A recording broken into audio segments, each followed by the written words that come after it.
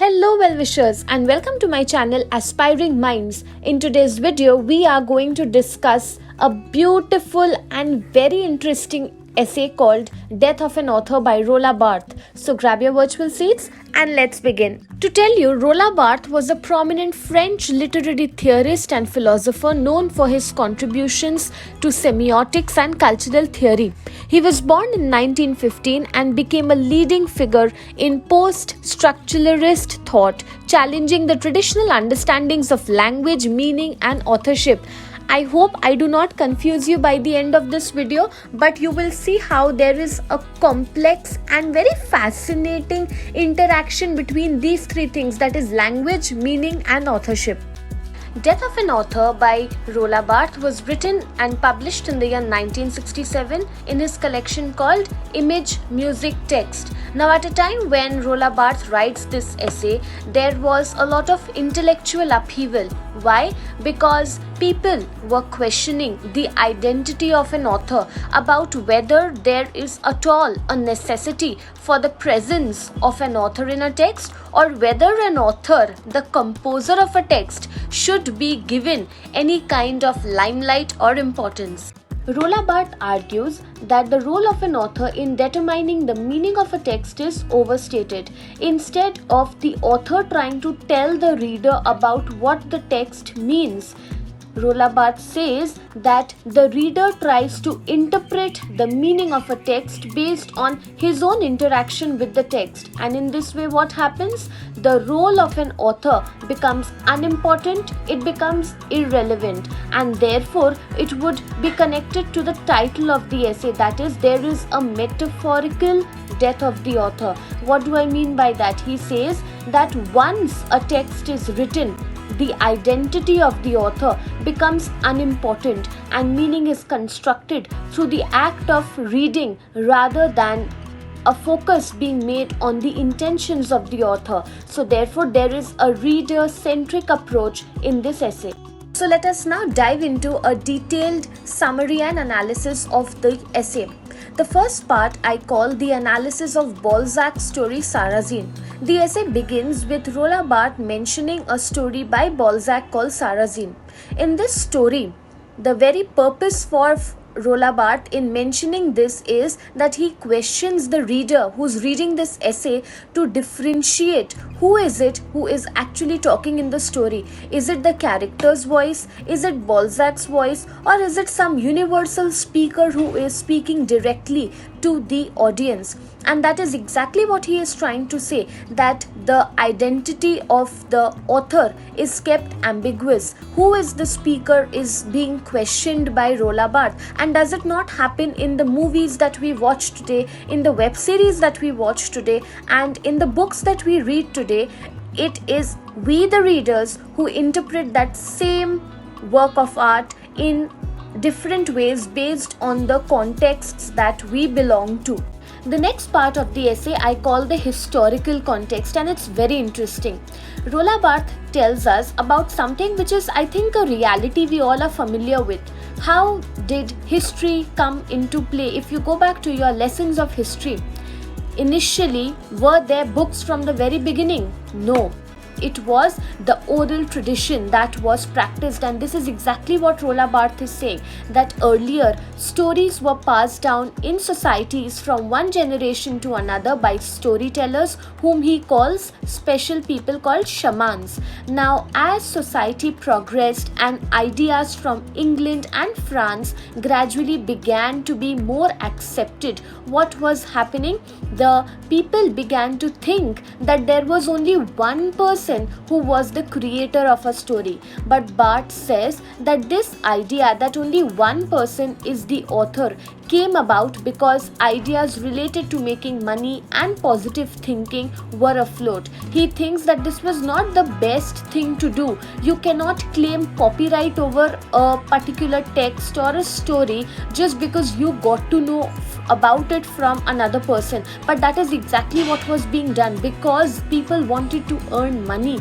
They were trying to take credit for a particular story. However, in reality, what was happening? The stories were being passed down from different storytellers So as I move on to part 3, let me tell you one thing. Just as our lives are not easy, they are full of challenges, similarly, Roland Barthes in part 3 talks about the challenges to authorship. He says again that same idea, that it is the story which is important and not the person who wrote it. He gives example of Malam, who said that it is language and story which is important, not the person or the author who wrote it.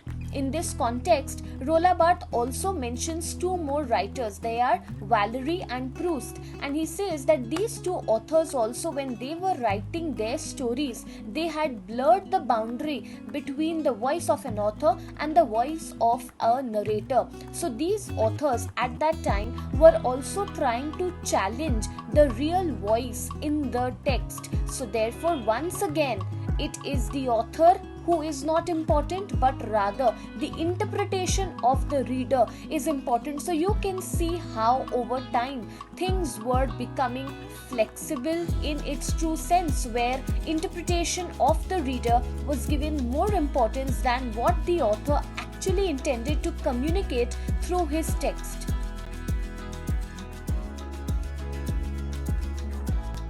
Part 4 of the essay I call Modernity and Language. Now think about one thing. When you read something, is it the author who has written whatever you're reading? Is the author talking, or is it the language talking? Let me know your thoughts in the comment section down below. And this is exactly what Roland Barthes is telling in part 4 of the essay. That is, he discusses how writing is actually a neutral space, again where the identity of the author is lost. He argues that it is language which speaks in a text and not the author, and writing is the medium through which language operates. That is, the author tries to articulate his thoughts by way of language. So you cannot give credit to the author who is writing something. He is using language as a tool to express and share his thoughts, but who he is, his identity does not matter. Barthes also says that writing is not just a depiction of reality, but rather writing is a way of performing things, where the act of writing is the primary focus, not the intentions, the emotions of the author. But you know what is one thing which is important? If I discuss this essay once again from the reader response point of view, the emotions, the thought processes, the perspective of the reader who is reading that particular essay at a given time, his thoughts and emotions are important. And that brings me to the last and final section of the essay, which I call as the reader's role. Now in this section, we see that Roland Barthes shifts focus entirely to the reader. He asserts that the reader, not the author, is the focal point of extracting meaning from a text. He suggests that the reader brings his own interpretation and experience to the process of reading a text, and it is in this way that he shapes and formulates his meaning, his interpretation of the text. He argues that the unity of the text lies not in its origin, from where did the story originate or who wrote it, but rather it is the destination, which is the reader. So the ultimate thing that matters, we always say that it is the journey which is important, not the destination, but according to Roland Barthes, it is the destination which is important. And what is the destination in the essay? It is the reader. His interpretations, his experiences that shape meaning of a text is what is important. So now let me quickly tell you about the 4 major themes of this essay. Firstly, death of the author. Barthes challenges the traditional notion that author holds the ultimate authority over the meaning of a text. He argues that once a text is written and published, the author's intentions become less important compared to the interpretations of the readers. By questioning the importance of the author's authority, he opens up space for alternative interpretations and readings of texts. The second important theme is reader-centric interpretation. Barthes emphasizes the role of the reader in creating meaning from a text. He suggests that each reader brings their own experiences, perspectives, and interpretations to the process of reading, shaping the meaning of the text in unique ways. This perspective shifts the focus from the intentions of the author to the diverse or multiple interpretations generated by the readers, highlighting the active role of the readers in meaning making. Third theme is language and meaning. Roland Barthes explores the relationship between language, text, and interpretation, arguing that meaning is constructed through language itself rather than solely through the intent of the author. He suggests that language is a complex system that allows for multiple interpretations, and meaning is constantly negotiated through the interaction between the language and the readers. Mind you, I said readers, not author. This perspective challenges the idea that author's intentions determine the meaning of a text. And to talk about the last and final theme for today, intertextuality, that is, Roland Barthes highlights how texts are interconnected and each text is influenced by other texts, contributing to the complexity of interpretation, which further complicates the idea of authorship. If one text is perhaps influenced by text B, then text B has been written by another author. Then who is the original creator of text A?